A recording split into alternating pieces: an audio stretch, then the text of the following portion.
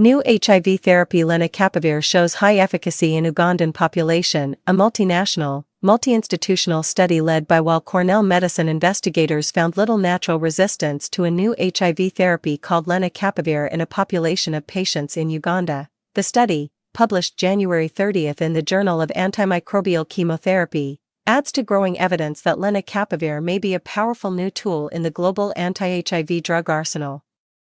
Approximately 1.5 million people are living with HIV in Uganda. Our data shows that only 1.6% of the individuals studied are living with HIV strains that have any known lenacapavir-associated resistance mutations. That's important because it shows lenacapavir is likely to be effective against strains of HIV circulating in East Africa.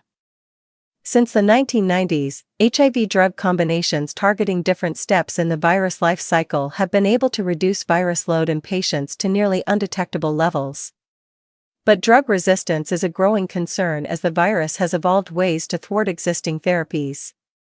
Lenacapavir, however, is the first drug to disrupt the protective capsid layer surrounding HIV's genetic material, RNA, blocking the virus's ability to reproduce and be transmitted from person to person. Treatment twice a year with lenacapavir has been effective in patients who have never been treated and those with HIV strains that are resistant to other drugs. Last year, clinical trials showed that lenacapavir injections were 100% effective in preventing HIV infection among women in sub-Saharan Africa who were HIV negative. However, little information was available about pre-existing resistance to lenacapavir in less well-studied HIV-1 strains like subtype A1 and D, which are more common in Eastern and Southern Africa. HIV-1 subtype B strains, which predominantly affect Europe and the United States, rarely have pre-existing mutations that would cause lenacapavir drug resistance.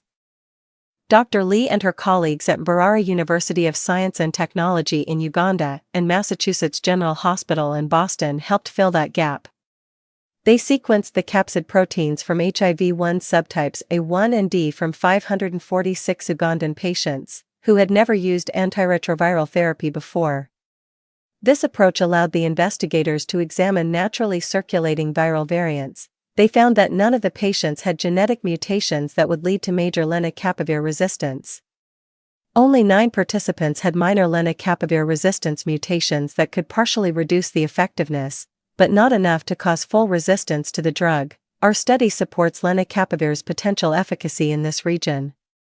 As lenacapavir is rolled out in East Africa, further studies will need to monitor for the emergence of drug-resistant strains, Dr. Lee said. It is important that we ensure HIV research reaches understudied communities where unique viral strains circulate.